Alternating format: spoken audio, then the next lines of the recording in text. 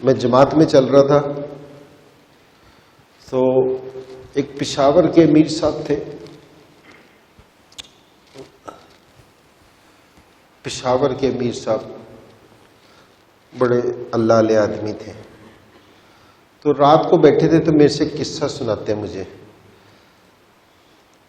कहते हैं जमाम मैं रात को सोया तो मैंने ख्वाब में देखा कि जी मैं मर गया हूं,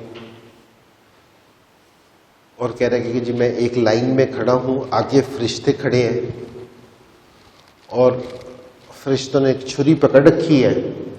वो जो भी आता है वो उसका जहां से चीरा देते हैं, दिल निकालते हैं, और जिसमें राई के दाने के बराबर भी ईमान हुआ ना, उन्हें जन्नत में भेज देते हैं,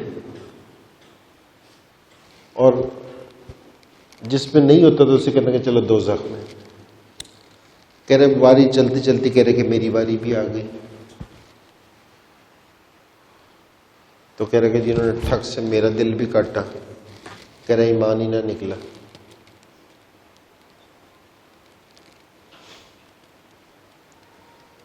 तो कह रहे कि मैं सोचने लग गया कि मैंने साल लगाया था, मैंने 7 महीने लगाए, मैंने 4 महीने लगाए, मैंने।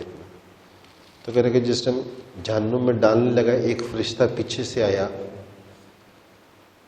उसने कहा कि नहीं नहीं, इनको जन्नत में भेज दो। उन्होंने कहा कि नहीं भाई, इसका ईमान नहीं निकला, इसे ये किस तरह जाएगा जन्नत में।